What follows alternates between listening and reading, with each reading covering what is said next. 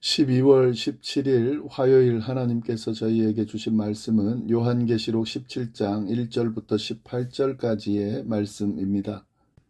본문 말씀은 말씀을 나누면서 함께 읽어 가도록 하겠습니다.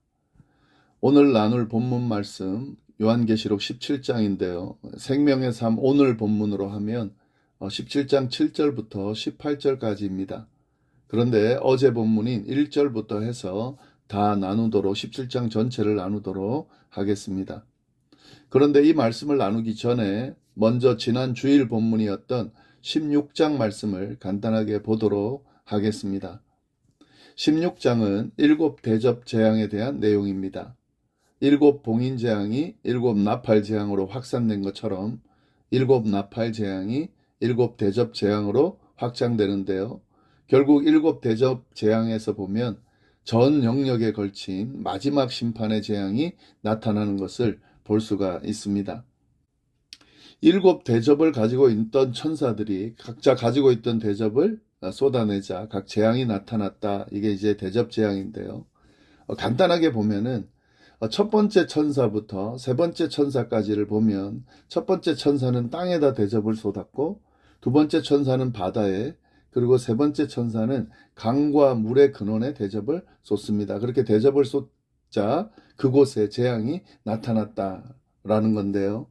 이 첫째부터 셋째까지의 재앙을 보면은 자연 만물에 재앙이 내린 것을 의미하는 거죠. 그래서 여기서, 그리고 또 여기서 독특한 것은 이 재앙이 나팔 재앙과 같죠. 나팔 재앙 첫 번째부터 셋째까지와의 그 대상이 동일합니다.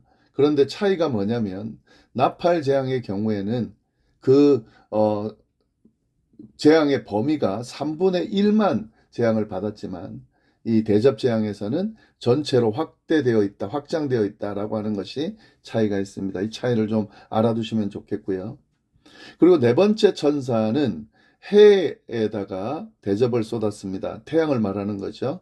그러자 이 해가 사람을 태우는 그런 재앙이 나타났다 하는 거죠. 이렇게 이 마지막 재앙, 전체적으로 확대되는 재앙이 나타남에도 불구하고 사람들은 이 주님의 권세를 인정하지도 않고 회개도 하지도 않고 영광을 돌리지도 않았다라는 언급이 이 네 번째 대접 재앙의 때에 언급이 되고 있습니다. 다섯 번째 대접이 쏟아진 곳은 짐승의 왕자입니다. 짐승의 왕자는 적 그리스도가 왕노릇하던 그런 지역과 나라를 의미하는 거죠. 세상의 그 권력을 이야기하는 거죠. 이렇게 이런 짐승의 왕자에도 대접이 쏟아져서 그 짐승의 권력 중심부에 있던 것들이 다 재앙을 받는 그런 내용들이 나옵니다. 그리고 여섯 번째 대접은 큰 강 유브라데에 쏟아졌다 하는 거죠. 이 여섯 번째 대접이 쏟아질 때에 어떤 일이 일어나냐면 아마겟돈, 이제 최후의 전쟁이죠. 그 전쟁의 배경이 완성된다는 것을 우리가 볼 수가 있습니다. 이 여섯 번째 대접이 큰 강 유브라데에 쏟아졌을 때에 사단의 모든 세력들이죠. 용, 짐승, 거짓 선지자, 그리고 그들의 입에서 나오는 더러운 새 영이 세상의 왕들을 거짓으로 현혹해서 아마겟돈에 다 모읍니다. 이제 최후 전쟁을 준비하는 그런 내용이 나오는 거죠. 그리고 마지막 7 대접은 공중에 쏟아졌는데요. 그렇게 공중의 마지막으로 마지막 대접이 쏟아졌을 때에 하늘로부터 큰 음성이 들립니다. 되었다라고 하는 큰 음성이 들립니다. 그러니까 이제 7 번째 대접이 쏟아졌을 때에 이제 진짜 하나님께서 최후의 심판할 때가 되었다라고 선언되어지는 거죠. 네, 이렇게 제가 간단하게 말씀드렸지만 한번 그 대접 재앙도 꼼꼼히 잘 읽어보시면 좋겠습니다. 자, 이렇게 해서 17장으로 넘어가는데요. 1절을 보면은 7 대접을 가진 천사 중 하나가 요한에게 와서 말하는 내용이 나옵니다. 또 7 대접을 가진 7 천사 중 하나가 와서 내게 말하여 이르되 이리로 오라. 많은 물 위에 앉은 큰 음녀가 받을 심판을 내게 보이리라. 7 대접을 가진 천사 중 하나가 요한에게 뭐라고 이야기하냐면 물 위에 앉은 큰 음녀가 받을 심판을 보여주겠다라고 이야기를 하고 있습니다. 이것이 이어서 요한이 보게 되는 환상의 내용을 말하는 건데요. 여기서 큰 음녀는 로마 제국을 의미합니다. 다 아시는 것처럼 이 로마는 도시 이름이죠. 그런데 사람들이 그 도시 자체를 신격화해서 여신으로 만들어서 숭배했다고 그러는데요. 그래서 이걸 큰 음녀라고 지금 표현하고 있는 거죠.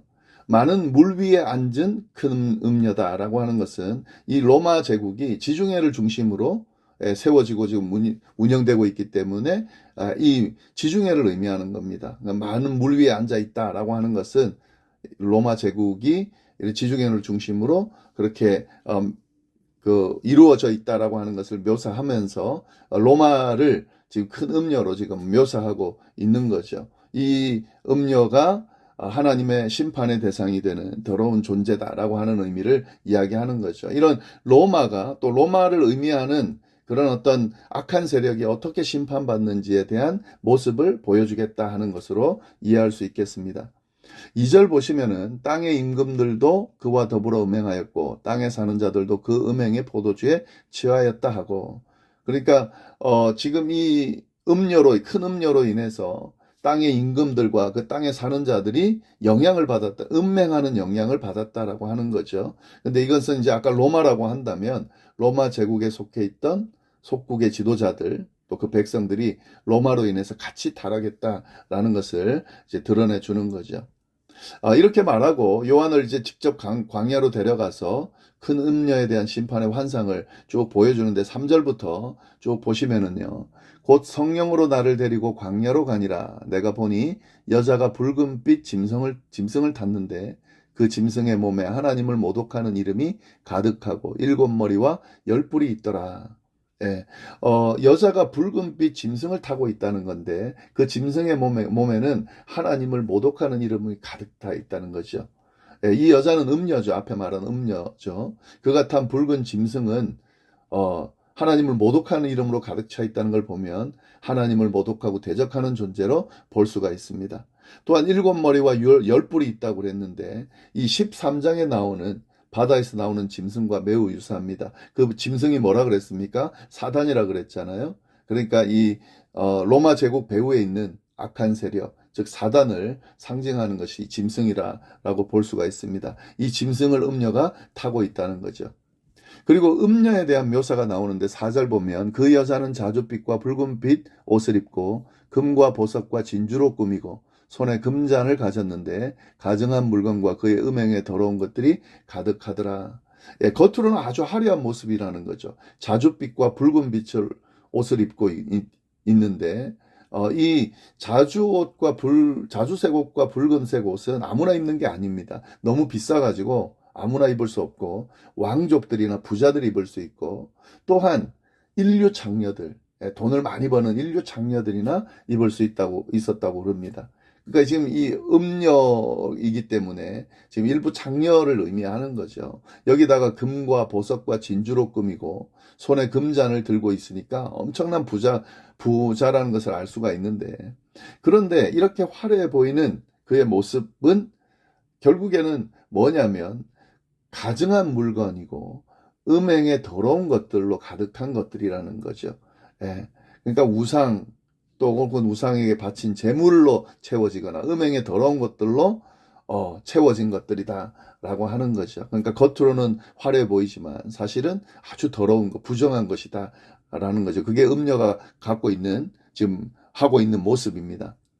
네, 5절에 보면 또 그의 이마에 이름이 기록되어 있으니 비밀이라 큰 바벨론이라 땅의 음녀들과 가증한 것들의 어미라 하였더라. 예, 음녀의 이마에 이름이 기록되어 있다는 거죠. 근데 그 이름은 비밀스러운 이름입니다. 근데 그 이름을 요한이 보게 됐다는 거죠.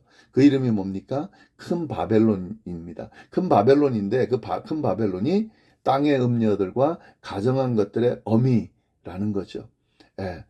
이것은 22장에 언급되는 성도들의 이마에 적힌 어린 양의 이름과 대조적입니다. 이마에 이름이 있다는 것은요. 이것은 어디에 속해 있는지를 구분하는 거죠. 그러니까 하나님에 속해 있는지 사단에 속해 있는지를 구분하는 건데 지금 이 음녀의 이마에 기록되어 있는 이름은 사단에 속해 있다는 것을 분명히 드러내주고 있는 거죠. 네, 그리고 또 6절 보시면 또 내가 보매 이 여자가 성도들의 피와 예수의 증인들의 피에 취한지라 내가 그 여자를 보고 놀랍게 여기고 크게 놀랍게 여겼다. 예, 이 요한이 본 또 다음 환상은 뭐냐면 이 음녀가 성도들의 피와 예수님의 증인들의 피에 취해 있는 걸 봤다는 거죠. 예, 이것은 이제 음녀가 성도들을 핍박하는 모습을 묘사한 것으로 볼 수가 있습니다. 예, 그렇게 핍박해서 흘리게 된 순교한 성도들의 피, 예수님의 증인들의 피가 이제 이렇게 나타났다는 건데요. 이 당시에 요한계시록을 읽는 사람들에게는 이것이 무슨 내용인지를 압니다. 어떤 내용이냐면 로마 황제 네로가 이 성도들을 핍박한 모습이 이 다들 알기 때문에 이것과 연결해서 이해되어졌을 것으로 보이는데요. 네로 황제가 당시 통치할 때 수많은 그리스도인들을 죽였죠. 역사에 기록된 내용을 보면 막 개에게 물려 죽게 하고 십자가에 못 박게 하고 불길 속에 태워서 그렇게 성도들을 죽였습니다. 그 모습을 연결해서 이 음녀가 그런 행동을 취했다라고 하는 거죠. 그래서 이 음녀는 로마 황제 네로로도 볼 수가 있습니다. 요한이 이 환상을 보고 크게 놀랐다라고 되어 있는 거죠. 그리고 이 환상을 보고 놀란 요한을 향해서 천사는 그 환상의 의미를 해석해 줍니다. 제가 이제 앞에 지금 환상들이 어떤 의미다라고 뭘 지칭한다라고 설명했지만 7절부터 보시면은 이 천사가 아예 뭐다라는 걸 알려줍니다. 7절 보시면은 천사가 이르되 왜 놀랍게 여기느냐 내가 여자와 그 같은 7머리와 10뿔 가진 짐승의 비밀을 내게 알려주겠다. 뭔지 알려주겠다는 거죠. 8절 보시면은 내가 본 짐승은 전에 있었다가 지금은 없으나 장차 무적행으로부터 올라와 멸망으로 들어갈 자다.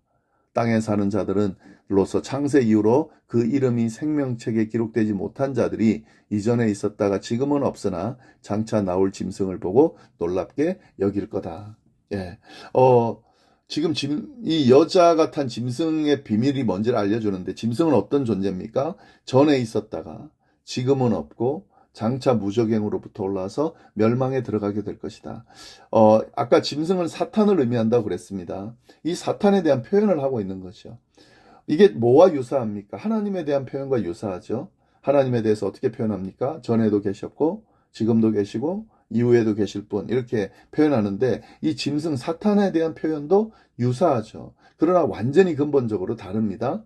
전에는 있었는데 지금은 없죠. 근데 장차 무적행으로부터 올라와서 결국에 어떻게 됩니까? 멸망으로 갈 그런 결과를 나타낼 존재다 하는 거죠. 하나님과 유사한 표현을 나타내지만 근본적으로 다른 그런 존재임을 나타내는 겁니다. 결국 그들은 심판받을 거고 멸망당할 존재라는 것을 알려주고 있는 거죠. 근데 여기서 이걸 이제 1차적으로 보면은요, 이 당시 이 계시록을 읽는 사람들로 하여금은 이 존재가 로마의 황제 네로라고 하는 것을 알 수가 있습니다. 왜냐하면은 네로가 그랬죠. 전에는 있었는데 지금은 없죠. 근데 다시 나올 거라는 거죠. 왜냐하면 이 네로가 부활할 것이라고 하는 그런 분위기가 팽배했습니다. 그래서 다시 네로가 나타나서 결국에는 네로가 또 이런 더 심한 핍박을 하게 될 거다라고 하는 그런 내용들이 막 소문이 나 있었는데요. 그런 의미로 네로를 의미한 결국에 근데 네로가 사단의 앞잡이죠. 결국엔 사단을 의미한다라고 볼 수가 있겠습니다. 그리고 9절 보시면은 지혜 있는 뜻이 여기 있으니 7머리는 여자가 앉은 7산이다. 설명을 하고 있죠. 7머리는 여자가 앉은 7산을 의미한다는 거죠. 이 7산은 로마에 있는 7 언덕을 의미하는 것으로 봅니다. 따라서 7산 자체는 로마를 의미한다고 볼 수 있겠습니다. 그리고 10절 보시면은 또 7 왕이라 5은 망하였고 하나는 있고 다른 하나는 아직 이르지 아니하였으나 이르면 반드시 잠시 동안 머무르리라. 7머리는 또 7산을 의미하지만 또 뭐라고 설명합니까? 7 왕을 의미한다는 거죠. 여기서 왕은 로마 황제를 말하는 겁니다. 그런데 그 7 왕 중에 5은 망하였다 되어 있습니다. 그러니까 이미 죽은 로마 황제들을 말하는 거죠. 그리고 하나는 있다. 하나는 지금 황제를 말하는 거죠. 지금 황제가 도미티아누스이기 때문에 도미티아누스를 말하는 거죠. 근데 아직 이르지 않았지만 잠시 동안 머물 왕이 있다는 거예요. 곧 이를 거라는 거죠. 그건 도미티아누스 다음에 통치하는 황제를 말하는데 네르바를 가리키는 것으로 봅니다. 근데 잠시 동안 머무른다는 것은 잠시 황제로 그렇게 세워졌거든요. 그걸 의미하는 거죠. 근데 여기서 끝나는 게 아니라 11절 보시면은 전에 있었다가 지금 없어진 짐승은 여덟 번째 왕이니 일곱 중에 속한 자라 그가 멸망으로 들어갈 거다. 예, 좀 신기한 이야기가 나오죠. 일곱 왕에 대한 이야기가 나왔는데 여덟째 왕에 대한 이야기는 없는데 여덟째 왕이 다시 나타날 거라는 거죠. 근데 이 여덟 번째 왕에 대한 설명이 재밌습니다. 전에는 있었는데 지금은 없어진 예, 왕이라는 거죠. 근데 이 왕이 일곱 중에는 속한 자라는 거죠. 예, 누구를 의미할까요? 네로를 의미하는 거죠. 앞에 죽었던 다섯 왕에 네로가 들어가는데요. 이 네로가 전에는 있었지만 지금은 없죠. 일곱 중에 속해 있는데, 근데 이 네로가 다시 나타날 거라는 거죠. 아까도 말씀드린 것처럼 죽은 네로가 부활해서 다시 로마를 통치하게 될 것이라고 그렇게 생각들을 했는데, 네로가 다시 부활해서 여덟 번째 왕이 될 거라는 거죠. 그러나 결국에는 어떻게 됩니까? 이 여덟 번째 왕도 멸망으로 들어갈 거다라고 지금 분명하게 이야기하고 있는 겁니다. 네, 그리고 12절부터 14절까지 보시면 짐승의 열뿔이 뭔지를 알려주는데 이 짐승의 열뿔은 열왕을 의미합니다.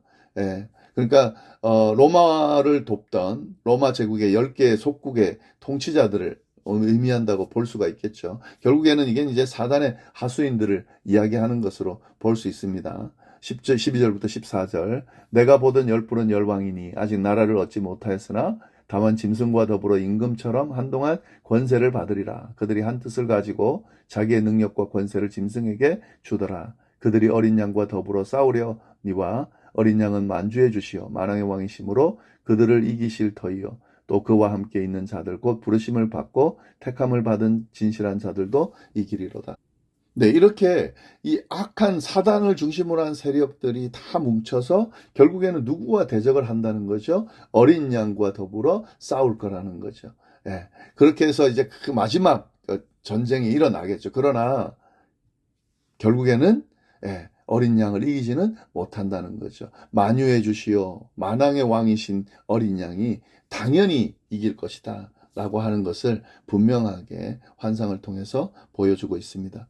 15절 보시면은 또 천사가 내게 말하되 내가 본 바 음녀가 앉아있는 물은 백성과 무리와 열국과 방언들이라. 음녀가 앉아있는 물이 백성과 무리와 열국과 방언들인데 이것은 음녀의 지배를 받는 불신자들을 가리킨다고 볼 수가 있겠습니다. 그리고 16절 17절 보시면 내가 본 바 이 열불과 짐승은 음녀를 미워하여 망하게 하고 벌거벗게 하고 그의 살을 먹고 불로 아주 사르리라. 이는 하나님이 자기 뜻대로 할 마음을 그들에게 주사 한 뜻을 이루게 하시고 그들의 나라를 그 짐승에게 주게 하시되 하나님의 말씀이 응하기까지 하심이라. 이게 무슨 말이냐면 열불과 짐승이 음녀를 멸할 것이라는 거죠. 예. 같은 한편인데 지금 싸우게 되고 결국에는 음녀를 멸하게 될 거라는 거죠. 이 사단의 세력 안에 내분이 일어날 거라는 것을 이야기해 주고 있습니다. 사실은 결국에는 마지막 때에는 이런 현상이 나타나는 거죠. 사단과 그의 추종자들이 합심해서 어린 양을 대적하는, 하나님을 대적하는 그런 일을 하겠지만 결국에는 서로 이기적인 존재들이기 때문에 분열되고 그렇게 서로 싸우고 잡아먹고 하는 그런 현상이 일어날 거라는 거죠. 그리고 이 모든 것들은 하나님께서 주도하고 하신다는 거예요. 그러니까 일시적으로 그들이 막 통치하는 것 같지만 결국에는 이렇게 뒤죽박죽 되면서 결국 하나님 앞에 멸망받을 수밖에 없는 그런 길로 가게 될 것이다라고 하는 것을 분명하게 이야기해 주고 있습니다. 18절 또 내가 본 그 여자는 땅의 왕들을 다스리는 큰 성이라. 아까 말씀드렸죠. 이 음녀가 땅의 왕들을 다스리는 큰 성이다. 결국 이 큰 성은 바벨론을 가리키는 거고 또 이 당시에는 로마 제국을 의미하는 거죠. 지금 마지막 때 일곱 대접이 쏟아진 이후에 이제 마지막 심판의 어떤 내용들이 쭉 지금 나오고 있는데 마찬가지입니다. 마지막 심판 때에 결국에는 사단이 득세하는 것 같지만 사단의 세력들은 멸망될 것이고 어린 양을 중심으로 하는 하나님의 그 통치하심이 완전히 세워질 것이다라고 하는 것을 우리가 볼 수가 있습니다. 네, 오늘 이 주일 본문부터 쭉 다 언급을 했기 때문에 좀 길었는데요. 이 내용들을 잘 보시면서 요한계시록을 좀 잘 이해해 가시면 좋겠습니다. 기도하겠습니다. 하나님 아버지 감사합니다. 귀한 말씀 또 우리 하나님 주셔서 감사합니다. 이 말씀 잘 우리가 새기면서 이 종말의 때를 또 심판의 때를 기대하고 기다리면서 우리가 잘 오늘을 준비하고 세워갈 수 있도록 인도하여 주옵소서. 하나님께서 이번 한 주도 주님의 은혜 가운데 잘 이길 수 있도록 주님의 은혜 가운데 평안을 누리며 지낼 수 있도록 인도해 주시기를 간절히 바라고 살아계신 예수님의 이름으로 기도드립니다. 아멘.